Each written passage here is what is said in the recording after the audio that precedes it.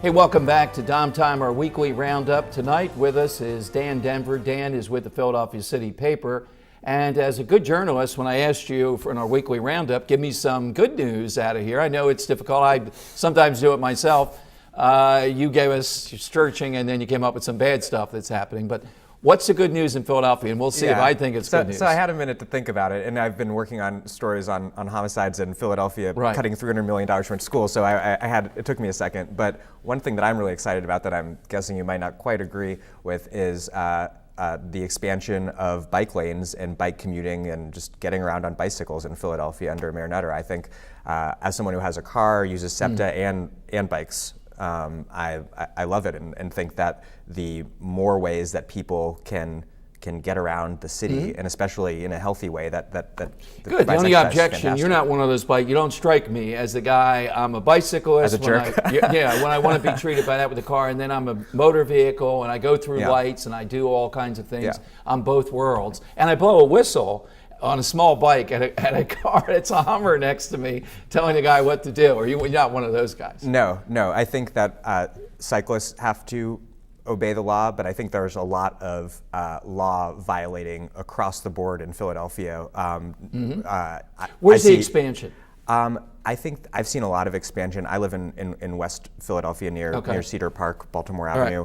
And there's a lot of good bike routes there into Center City. Since the new South Street Bridge reopened, it's incredibly friendly to bicyclists. And I know this is Stu Bykowski's pet peeve, but what really is the critical link for it all are the east-west pine spruce bike lanes through Center City. Yeah, but see, the problem with that is that's where you get traffic jams and you get Aja and all that coming out of it. You don't see it. But it was extraordinarily dangerous to bike through Center City without those. It really is like night and day. Now that there's just a safe way to get through. Now, the big story of the week for me that I've spent a lot of time talking about, and it is just remarkable what's going on, and it gets to Obamacare and healthcare, is we have this 10-year-old little girl, Sarah, out in the Delaware County suburbs, and her mom has been pleading with Kathleen Sebelius, using every politician in the world, to rescind the idea that you have to be 12 in order to get a lung transplant for obvious reasons. She's 10, and doctors say that we'd be able to do it, and yet it's still held up. Yeah, that's an incredibly sad story, and I am not an expert on how these medical rules work, but it seems as though you have to have a certain way to make priorities, but then you have a situation come up that totally confounds them. So I'm hopeful they can figure out some way to get her. My understanding is that she does not have a lot of time. No, maybe 4 weeks or so when we talk with them that is left. And this is what, so with my listeners, and I share this with Obamacare, I see rationing at the base of this. I'm sure you guys don't. I don't, and I think, I don't know if you saw the New York Times investigation over the weekend that was said $15,000 colonoscopy explains America's high health care costs. I did see it. As somebody who's had a colonoscopy, yes. Yeah, it's an engaging headline, as it is an engaging procedure, I'm sure.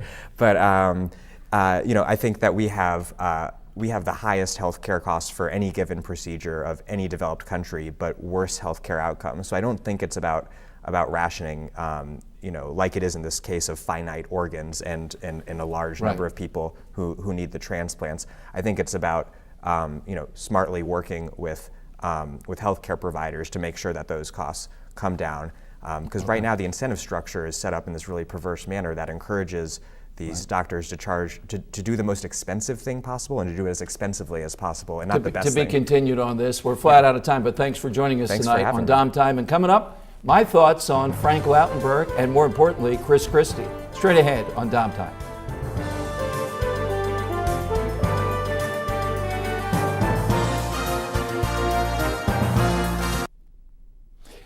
Sadly, we see the passing of Frank Lautenberg, a longtime senator in New Jersey, two-time senator. And the big issue with the passing of Frank Lautenberg is, what does Governor Christie do? He has the right to appoint someone. We have the election coming up in November. There's talk of another special election along with that election in November. Could Governor Christie actually appoint Cory Booker, the mayor of Newark? We'll see how that plays out. That would be a heck of a choice. Thanks for watching Dom Time.